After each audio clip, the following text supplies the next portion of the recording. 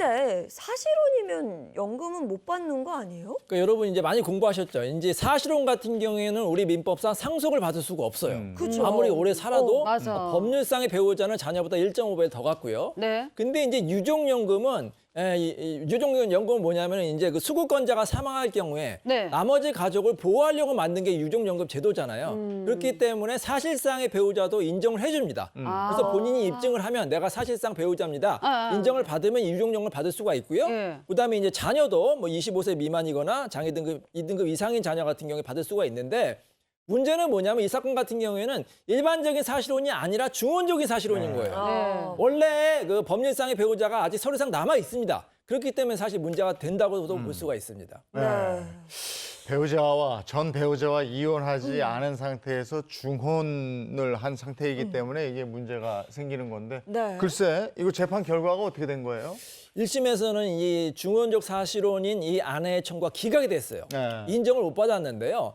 원칙적으로 우리 법에는 중혼을 엄격하게 금지하고 있죠. 그러면 네. 세계적으로 다 공통적 현상입니다. 결혼을 두 번 할 수는 없잖아요. 네. 그래서 아주 예외적으로만 중혼적 사실혼을 보호하는데 그게 뭐냐면 전혼이 완전히 형해화돼서 사실상 이혼 상태가 인정이 되어야지만 중혼적 사실혼을 인정하는 거예요. 그래서 원래 전처와 완전히 이혼 상태가 있었다는 게 입증이 돼야 되는데 그 입증이 좀 부족했던 것 같아요. 그래서 법원에서는 전혼이 아직까지 살아있고 두 번째 중혼적 사실혼은 보호할 수가 없다. 이렇게 1심에서는 결론이 나왔습니다. 그럼 1심은 법률혼 배우자가 있으니까 사실혼 배우자에게 유족연금을 줄 수 없다 이렇게 됐고 그럼 항소심 결과는 과연?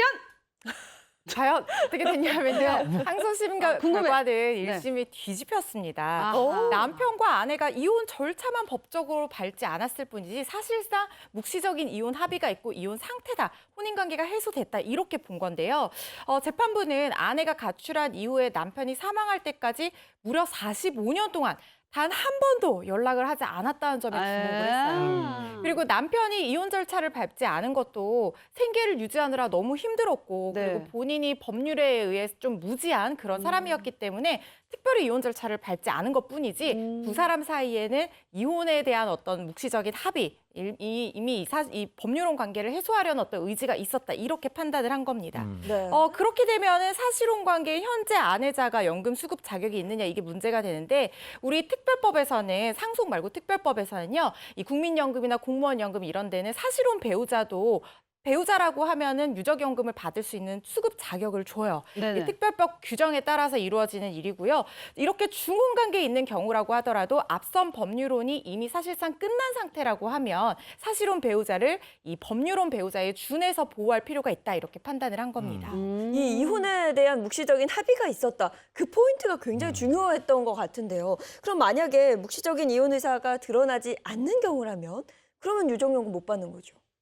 이런 사례를 좀 살펴보면 좋을 네. 것 같아요. 군인인 남편과 54년간 중혼적 사실혼 관계를 유지한 아내가 남편이 사망한 후에 군인연금법에 따라서 네. 유족연금의 수급권자가 자신이라고 국방부에 요청한 적이 있었습니다. 오. 실제로 법률혼 관계와의 아내와 산 기간이 6년밖에 되지 않았고요. 남편은 혼인 중에 다른 여성을 만나서 새 살림을 차린 뒤에 네. 1960년부터 54년간 세월을 함께 하다가 와. 2014년에 사망했습니다. 오. 그러면 6년간 함께한 전처와는 이혼 절차를 밟지 않은 거고. 그렇습니다. 네. 네네. 남편이 전처에게 여러 차례 이혼을 해달라고 했지만 슬하에 자녀 3명을 뒀거든요. 그래서 전처가 이혼만은 절대로 안 된다 이렇게 버텼던 겁니다. 남편과 아이까지 낳고 사실혼 관계를 유지하고 있던 후처는 법원에 사실혼 관계존부 확인 소송을 냈는데요. 가정법원은 전처와 사실상 이혼 관계에 있었다 이렇게 판단을 했고요. 남편과 후처가 법률혼에 준하는 보호를 할 필요성이 인정된다면서 두 사람의 사실혼 관계를 인정했습니다.